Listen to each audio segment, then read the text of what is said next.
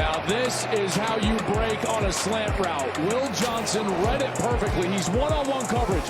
Watch how quickly he breaks right when he sees the foot in the ground from Purdue.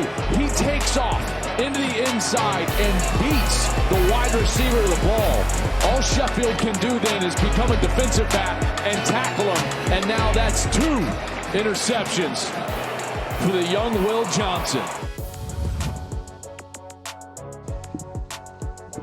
Hey, what's going on, everybody? This is the Joel Klatt Show. I am Joel Klatt, and this is going to be a fun episode. Okay, I appreciate everyone that has joined us this season. This has been our first season of the Joel Klatt Show. You have made it a wild success. We became the #1 podcast in college football. So thank you so much. And we just encourage you to continue to download, subscribe to the show, leave a review for us, and then share it with your friends. You can follow us at Joel Klatt Show. You can follow me at Joel Klatt on Twitter, at Joel_Klatt on Instagram. So thank you so much just for being you.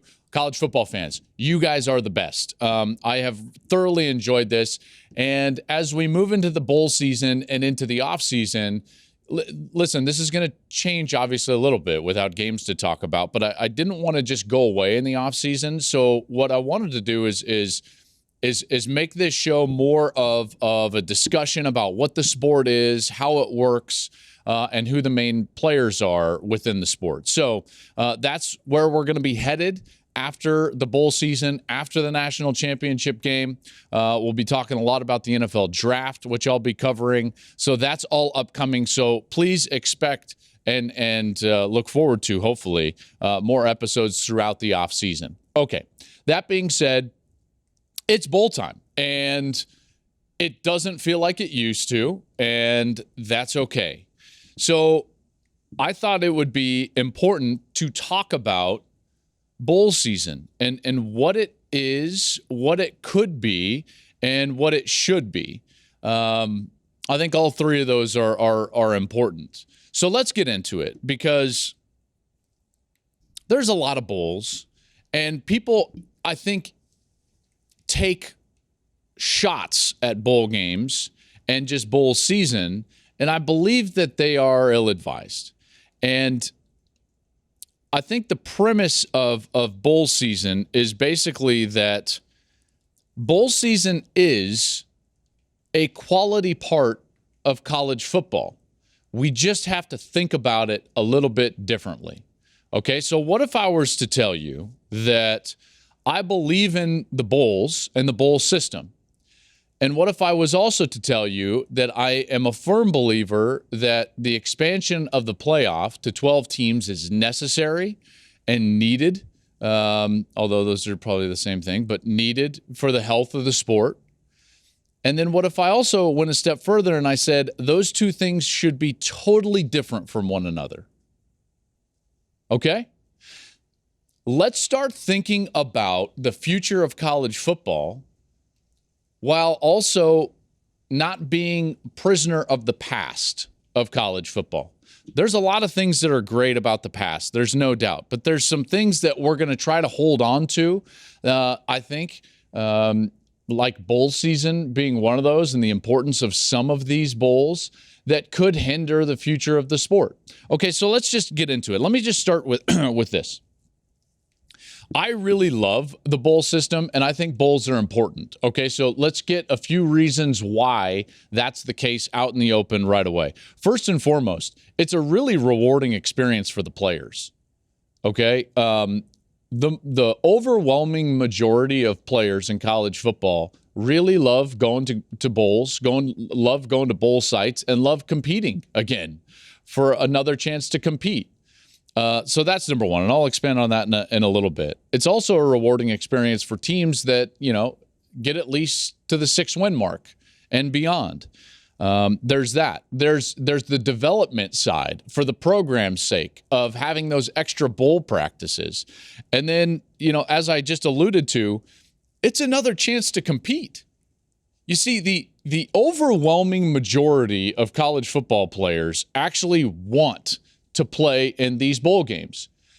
I think that we focus way too much on the opt-outs, and we think of them as a giant problem within the sport. Opt-outs are not a problem, all right? They're a champagne problem, meaning, hey, there's some of these players, like 1% of the players at most, that have put themselves in a position where they feel like they cannot improve their draft stock, which means that they're about to enter into a phase of life and a period of their life and their career where they can change their life and their family's life forever because of the skills that they have on the football field. Good for them. We should never begrudge that opportunity. And if they don't feel like they want to or need to compete in the bowl game, fine. You see, opt-outs are here. They're here to stay. And so we should probably put them in proper context, which is they're very rare, even though that's all we talk about, but they are very rare. They're in a class of player that we can very easily say good for that player.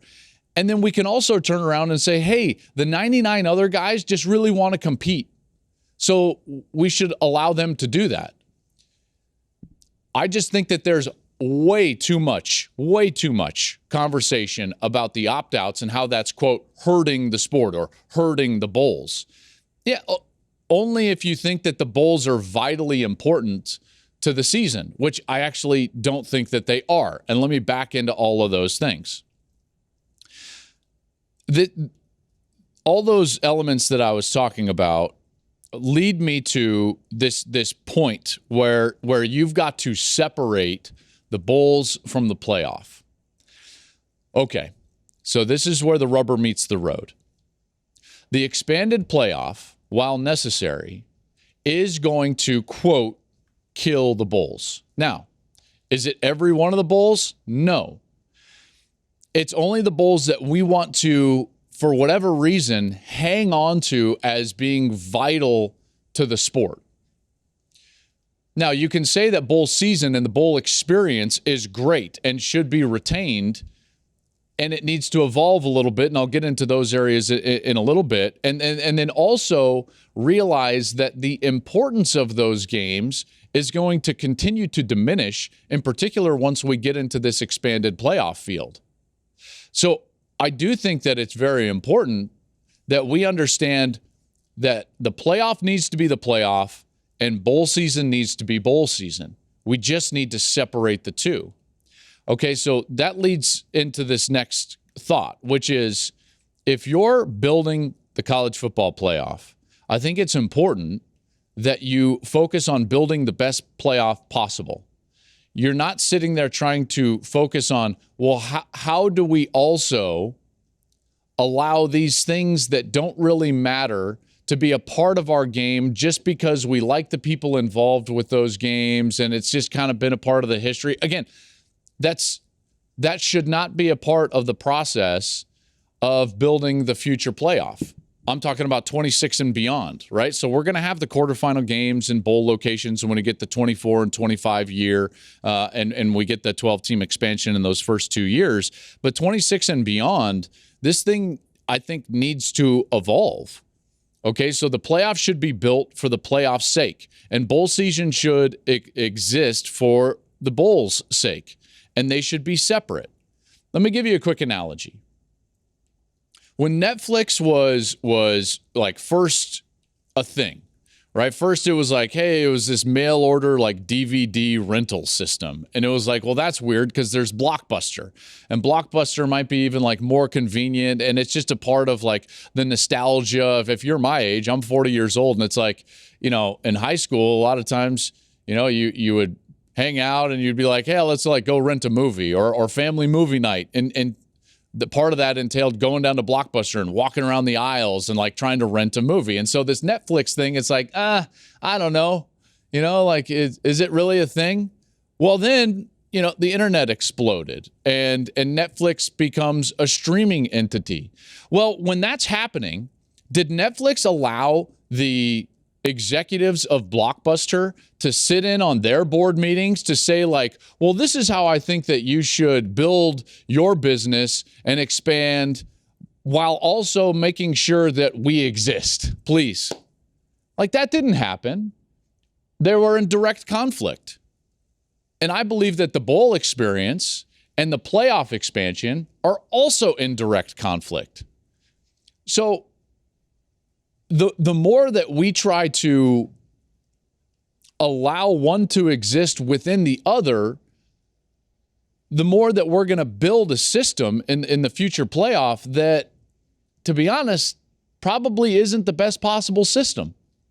For example, I believe that we should be playing as many games as possible in the new playoff in home venues on campus. I'll go a step further. Everyone's saying like, oh, the first 2 rounds should be at home. Yeah, they should be at home. So should the semifinal. And by the way, there's not a doubt in my mind. You should further incentivize the top 2 seeds. You should further incentivize the top 4 seeds. Yeah, like all of this should be on the table. We should talk about this. There's no reason to go play in a bowl game. What are we going to, within the playoff, you're going to call yourself like, we're Peach Bowl champions. I'm sorry. That doesn't make much sense to me. There's only one entity from the bowls that I think should remain in the new playoff. Okay, so in the new playoff, I actually think that the championship venue should always be the Rose Bowl. So the Rose Bowl should be the equivalent of the Super Bowl. In college football, everybody's goal throughout the country should be, I want to go to the Rose Bowl. It should be the destination, very similar to how Omaha is the destination in college baseball for the College World Series. The Rose Bowl should be the destination and the national championship venue and site every single year. What do you want to do if you play college football? Want to go to the Rose Bowl. That's the way I feel. I think that it's the most special bowl game that we have. All due respect to the others, which also hold a special place in a lot of people's hearts and memories, but that should be a destination for college football, and we should then back into the rest of the playoff being all on campus. I think that we should always see players with roses in their mouths if they're winning semifinal games. It should be the destination. Everyone comes out. It should always kick at about 3:30, 4 o'clock. Always, right? The sun's going down. It's setting. It's the most beautiful venue in all of football. And it's one of the most special games that you can possibly play in is the Rose Bowl game. So why not make that the destination and the focal point of college football? I think that would be a huge win. Having said that, I also think that the playoff needs to think long and hard about how long they're extending the season. Okay, so the more that we can finish, or the quicker that we can finish the college football season before the NFL, the behemoth in the room, starts their playoffs, then the better. The more that we're dragging on is not great. So I digress. This is not a fix for the playoff, but I'm saying that if you're the playoff, you build the proper system for you. Dates, venues, sites, all of those different things, and then you let the bowl season kind of exist outside of that. So now let's move over, okay? So now we're not talking about the playoff. So what should the bowl system look like? What should it look like this time of year? Well, first and foremost, I'm fine with all of these bowl games. I think it's great. More football is great. More opportunities for these kids to compete is great. Why don't we just evolve the bowl system? Like, for instance, let me just throw out some ideas. And you know what? And hopefully you tuned in. I gave a podcast that dropped earlier this week, and it was just me kind of remembering Mike Leach and what I thought was special about Mike Leach. And obviously, his passing is impacting college football in a profound way. And by the way, his existence as a coach impacted college football in a profound way. And one of the ways was this willingness to think outside of the box and to do things a little bit differently. So in honor of Mike, I'm going to just throw out outside the box ideas about the bowls. I already did right there about the Rose Bowl and the playoff. So outside of the playoff, if we still have bowls, what should they look like? Well, I think you can still have tiers. You can still exist, by the way, if you're the Orange Bowl and the Cotton Bowl and the Fiesta Bowl and the Sugar Bowl and the Peach Bowl. You can still exist if you're the Holiday Bowl and the Alamo Bowl and all these other ones. And by the way, you play a vital role in the sport. I just think it needs to evolve a little bit. Here's an idea. no bowl game should ever affect the eligibility of a player. So if you're a freshman and you've played 4 games, or you're thinking about a red shirt or so on and so forth, or it shouldn't affect your eligibility whatsoever. It should not count against a year. So everybody on the team should be able to play, no questions asked, no eligibility, requirements or parameters. That's number one. I think that the bowls should start to allow the players to share in revenue. I think that we're headed in that direction. I would be pretty surprised if the playoff 26 and beyond didn't share a little bit with the players, and I think that the bowl season should too. Let me give you an example. What if, like the top end bowls, the ones that could make the most amount of money, that would be featuring like the 13th and 14th and 15th and 16th and 17th ranked teams in the country, the best teams not in the playoff. Okay, so what if the top end bowls were to pay the winner of those games $10,000 each, and the loser gets $5,000?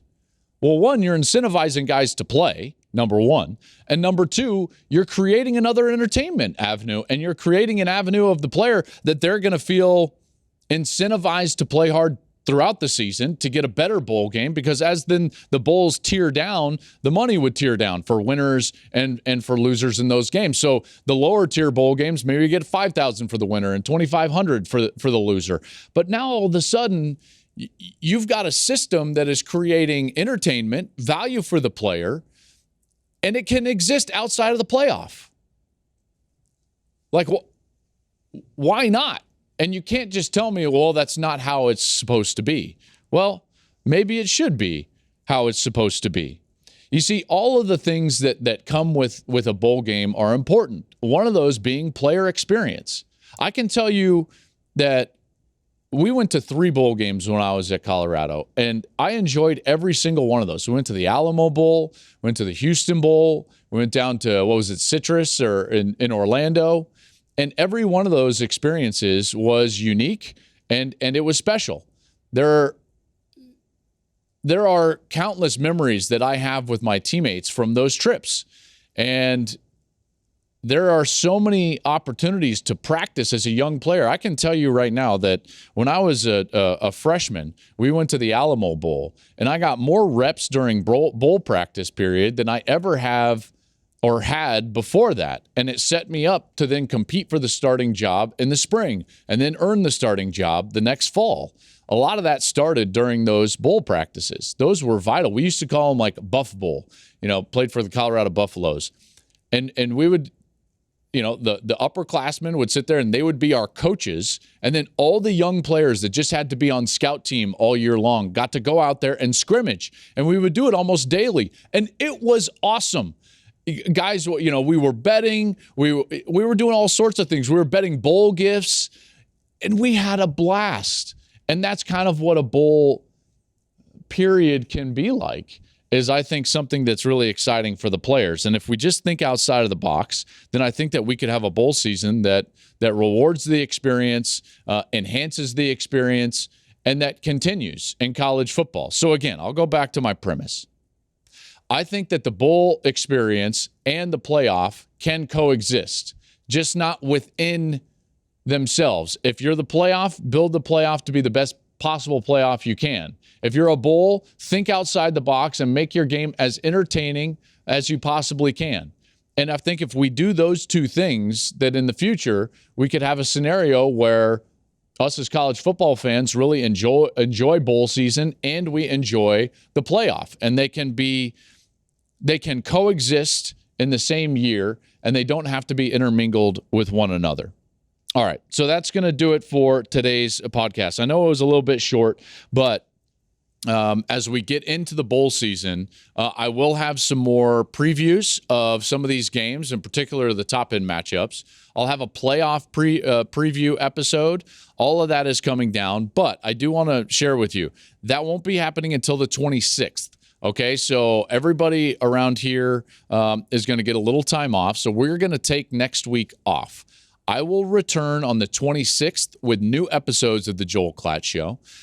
We'll have a few that week in terms of bowl previews. I'll be doing an episode down from the Holiday Bowl, a game in which I will be calling. And then we'll also have CFP predictions as well as breakdowns for those two games leading into the national championship, which will obviously have episodes for that as well. So again, the 26th.